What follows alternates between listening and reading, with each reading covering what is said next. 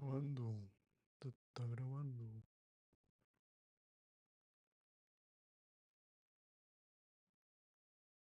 Mm, yo creo que sí.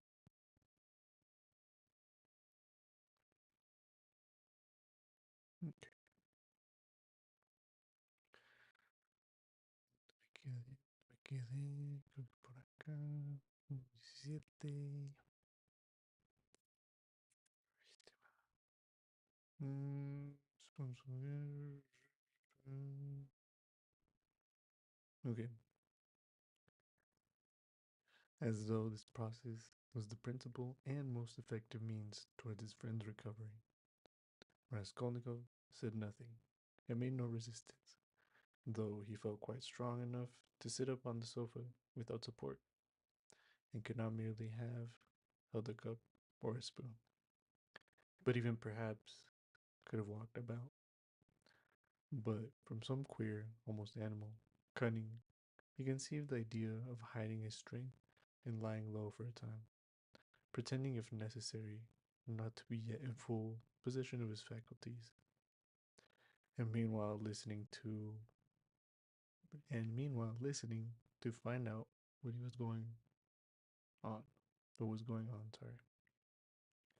Yet he could not overcome his sense of repugnance.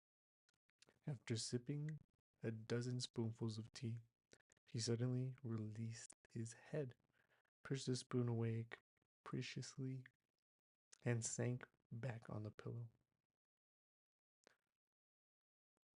Mm, there were actually real pillows under his head now, down pillows in clean cases. He observed that too, and took note of it. Pashenka must give us some raspberry jam today to make him some raspberry tea, said Razumin, going back to his chair and attacking his soup and beer again. And where is she to get raspberries for you? Asked Nastasia, balancing a saucer on her 5 outspread fingers and sipping the tea through a lump of sugar. She'll get it at the shop, my dear. You see, Raja, all sorts of things have been happening while you've been hid. Sorry. Happening while you've been laid up. When you decamped in that rascally way without leaving your address, I felt so angry that I resolved to find you out and punish you. I set to work that very day. How I ran about making inquiries for you. This lodging of yours I had forgotten, though, sorry, though I never remembered it. Indeed, because I did not know it.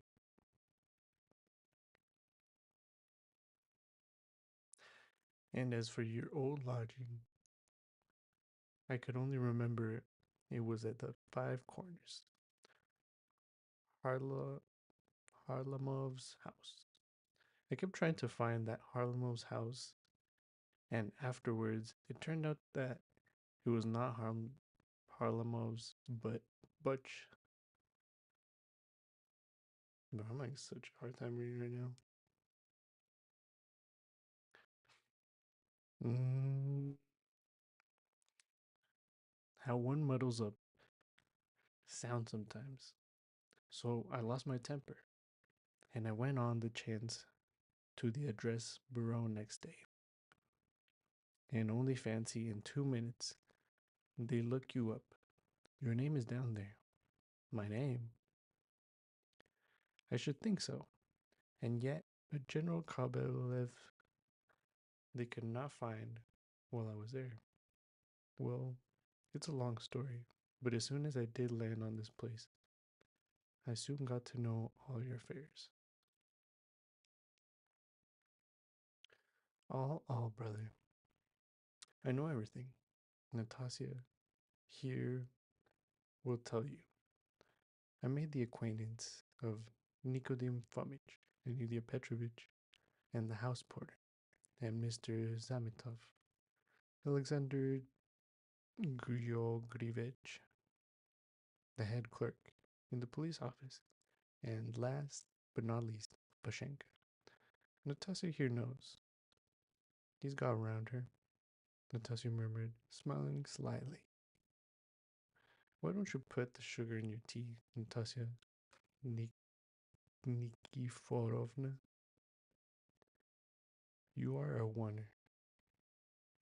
Natasha cried suddenly, going off into a giggle. I'm not Nikiforovna, but Petrovna, she added suddenly, recovering from her mirth. Mirth?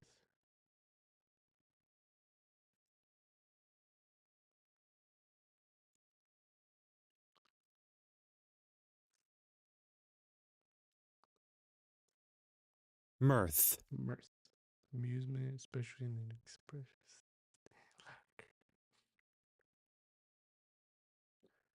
I'll make a note of it.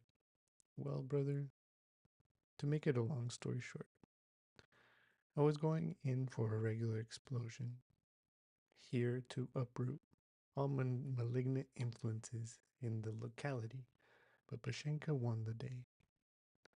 I had not expected, brother, to find her so prepossessing. Eh, what do you think? Raskolnikov did not speak, but he still kept his eyes fixed upon him, full of alarm, and all that could be wished, indeed, in every respect. Razumir went on, not at all embarrassed by his silence. Ah, the sly dog, Natasha shrieked again. This conversation afforded her unspeakable delight. It's a pity, brother, that you did not set to work in the right way at first. You ought to have approached her differently. She is, so to speak, a most uncountable character. But we will talk about her character later. How could you let things come to such a pass that she gave up sending you your dinner and that IOU? You must have been mad to sign an IOU and that promise of marriage with when her daughter, Natalia Yeralgovna, was alive.